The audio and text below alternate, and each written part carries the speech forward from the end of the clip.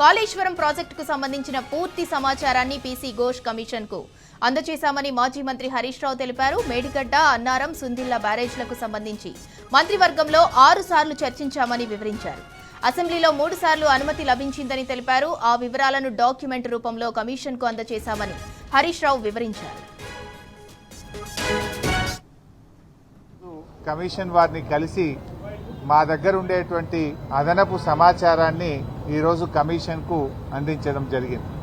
ఈ మధ్యకాలంలో మీడియాలో వస్తున్నటువంటి వార్తలు, తప్పుడు ప్రచారాలను దృష్టిలో పెట్టుకొని కమిషన్కు మరింత స్పష్టమైనటువంటి సమాచారాన్ని ఇవ్వాలని మా దగ్గర ఉన్నంత మేరకు, ఎందుకంటే మేము ఈరోజు ప్రభుత్వంలో లేము, డాక్యుమెంట్స్ అన్నీ కూడా ప్రభుత్వం దగ్గర ఉంటాయి. మేము చీఫ్ సెక్రటరీ గారికి, జీఏడీ సెక్రటరీ గారికి కూడా, ఇరిగేషన్ సెక్రటరీకి కూడా నేను లేఖ రాశాను. ఇన్ఫ్యాక్ట్ నాకు ఆ రోజుల్లో తీసుకున్న కేబినెట్ నిర్ణయాలు కానీ, ఆ రోజుల్లో తీసుకున్న కేబినెట్ నోటు కానీ, డిపార్ట్మెంట్కి సంబంధించిన సమాచారం అంతా కావాలని చీఫ్ సెక్రటరీకి, జీఏడీ సెక్రటరీకి, ఇరిగేషన్ సెక్రటరీకి ముగ్గురికి కూడా లేఖ రాశాను. కానీ వారి నుంచి స్పందన రావడం లేదు.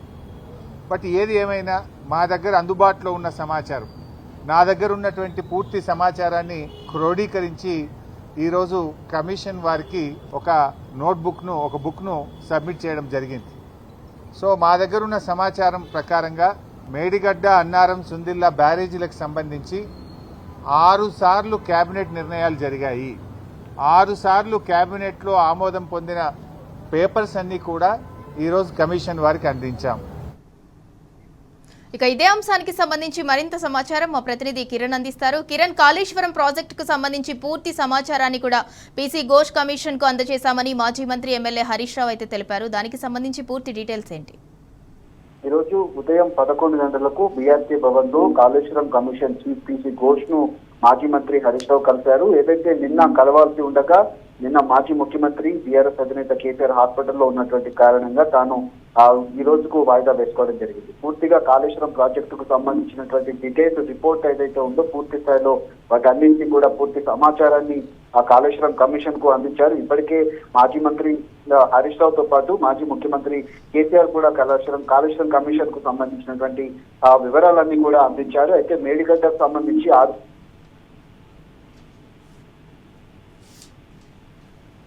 కూడా ఆమోదం పొందిందని కూడా తాము చెప్పిన సమాచారాన్ని అంతటి కూడా కమిషన్ కు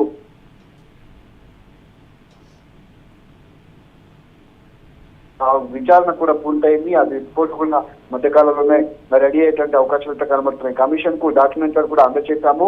కమిషన్ కు మీరు అందించినటువంటి సమాచారం ఒక కాపీ ఇవ్వాలని కూడా సెక్రటరీని అడిగినటువంటి నేపథ్యంలో అసలు కాళేశ్వరం కమిషన్ కు నాటి కేబినెట్ వివరాలు సరిగ్గా ఇస్తున్నారా లేదా అనే దానిపైన కాంగ్రెస్ ప్రభుత్వం పైన అనుమానాలు వ్యక్తం చేశారు. ఇచ్చినటువంటి వివరాలు ఇస్తే వాటి కాపీ కూడా మాకు ఇవ్వాలని కూడా కోరినట్టుగా ఇస్తే పారదర్శకంగా భావిస్తామని కూడా తాను చెప్పడం జరిగింది. ఇంకా మరి ఇటీవల కాలంలో కృష్ణా బేసిన్ కు సంబంధించినటువంటి అంశాలు కావచ్చు, Revanth Reddy power plant presentation కు సంబంధించినటువంటి ఏవైతే ఉన్నాయో వాటి అన్నిటిపైన కూడా మాజీ మంత్రి హరీష్ రావు కూడా ఆగ్రహం వ్యక్తించారు. నీళ్లకు గోస ఏమాత్రం కూడా రాష్ట్ర ప్రభుత్వానికి పట్టనట్టు కూడా తాను చెప్పినటువంటి పరిస్థితులు కనబడుతున్నాయి. బేసిక్ వివరాలు ఎక్కడ అనేది రేవంత్ రెడ్డికి తెలియదు. బేసిక్ నాలెడ్జ్ లేని మంత్రి ఉత్తమ్ కుమార్ రెడ్డి అంటే కూడా ఎద్దేవా చేస్తూ తాను మాట్లాడినటువంటి పరిస్థితి అయితే మనకు కనిపించింది.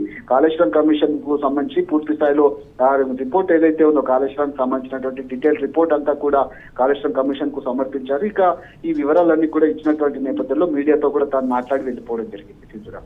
Right, thank you Kiran. Kaleshwaram ప్రాజెక్టుకు సంబంధించిన పూర్తి సమాచారాన్ని అయితే పీసీ ఘోష్ కమిషన్ కు అందజేశామని మాజీ మంత్రి ఎమ్మెల్యే హరీష్ రావు తెలిపారు. మేడిగడ్డ, అన్నారం, సుందిళ్ల బ్యారేజ్లకు సంబంధించి మంత్రివర్గంలో 6 సార్లు చర్చించామని, అదేవిధంగా అసెంబ్లీలో 3 సార్లు కూడా అనుమతి లభించిందని, ఆ వివరాలను డాక్యుమెంట్ రూపంలో కమిషన్ కు అందజేశామని మాజీ మంత్రి ఎమ్మెల్యే హరీష్ రావు అయితే తెలిపారు.